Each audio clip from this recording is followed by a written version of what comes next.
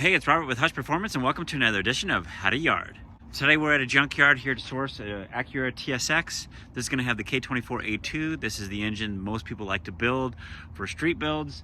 It just takes a lot of boost right out of the gate. This one, the transmission is missing on, and I'm going to show you some tips. So something like this, we'd want to grab the whole swamp, but often guys will look at a car, and if it's not crashed, then they're nervous about the candidate, meaning that maybe the transmission's broken or the engine has a rod knock. What I'll do in these situations is I'll grab a tool and rotate the crank, and hopefully it spins, and if it does that even, then I may go to the extreme and just drop the oil pan. Quite often in my experience, I won't even go that far. If it spins, I can look inside the oil cap and it looks clean in there. And if the swap doesn't look modified, then chances are more than likely that the clutches are burned out on these things. Many times when I get to the manual TSXs or CRVs or Elements, I often see that is the case. Depending on the yard that you're at, they may charge you for an intake manifold, fuel injectors, coil packs. It just depends on the yard. They may want to nickel and dime you on that stuff. Some yards, they sell an engine as a whole, and everything that's attached to it is part of that wholesale engine. So the upper plenum is missing. This yard, they may charge me for fuel injectors. They may charge me from coil packs. So I'm going to take those coil packs out. I'm not going to need those. But the fuel rail, the fuel injectors, I do. So consider that the upper plenum is missing on this. I'll look around, and Accords are always, it just seems like they're always in the yard. And if you wanted to, you could always swap this upper plenum over. And if you're doing a swap, chances are you're going to need this throttle body if you plan on using the RBB intake manifold anyways. The Accord throttle bodies have throttle cables. They also have the cruise control cable as well. Unbolt that stuff from these other engines and bolt them onto yours. Basically make a complete package. Say if you wanted power steering, AC, all that stuff, pull it off another motor, put it on yours. Don't buy them individually. That's going to help you save some bucks. But check this out. So if I'm going to buy the injectors, and I'm going to get charged for them anyways, check this. Our TSX is right here.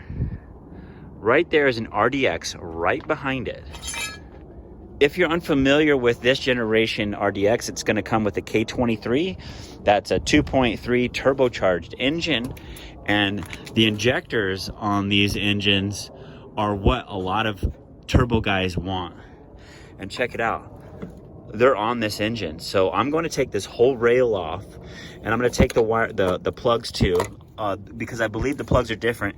But also when these injectors are sold, people like to buy them with the plugs also. So that's really the reason why I'd want to take all that off. I'm just going to go ahead and assemble my engine over there based off all the parts here. I'm going to go ahead and put some RDX injectors. It's not going to cost me any more, and I get the injectors that I'm going to want with either my high horsepower NA build or a mild turbo build in the future. What have I done this with? I've done this with a regular single wheel barrel. I haven't tried it with a two-wheel barrel. I don't know if that's going to make it more difficult or not.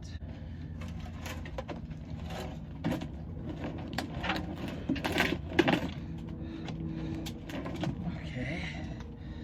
And so ideally we're just going to try to just pick it up.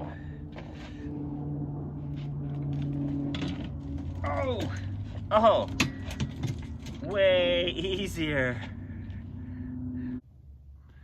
We made it back to the shop with our engine. Now we can determine whether the engine's actually good or not. I didn't drop the oil pan. Sometimes I do that, but I did rotate the crank and it felt great. But many ask me, how do I do a compression test outside of the vehicle? This engine didn't come with the starter, but I have several starters up on our shelves over there that I'll be able to bolt onto this. You'll still need a flywheel also, and that's stuff that I generally have also. So I'll have at least 2 flywheel bolts and a flywheel, and I'll bolt that on so that the starter has something to turn. Our spark plugs are out. We added the compression gauge of our choice. Our flywheel is on, our starter is on, and now we add power supply. So how it works is you'll ground the motor out from the battery, then we'll add power to the main power cable here, And then we have an extra lead here for the solenoid. And then what we're going to do is basically jump it. And this is what your key at the ignition is doing, is it's just closing the circuit. So we'll just connect the solenoid to the power supply. And it's already cranking and we're building compression. And that's actually pretty decent compression right off of a dry hit. That's really good. As you're doing it across all the others, it will start actually building up more compression in that first piston. So I usually go over a few more times because it will heat the rings and the rings expand a little bit more. But that's a decent generalization of what you need to do here. Now, you do have to keep in mind, some of you guys are pulling these motors for your own personal use, or some of you guys are pulling them and then reselling them. Often is what I end up doing. Now, the cost of this one was pretty high for resale value.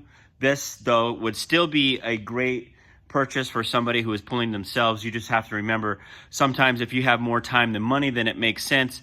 But for those that don't have the time to go pull it out, don't have the tools or the knowledge to be able to pull it out of the yard, buying this off of a guy who did all the work for you could be worth it to you. We do appreciate you guys watching. We have other how to yard videos right here on our YouTube channel.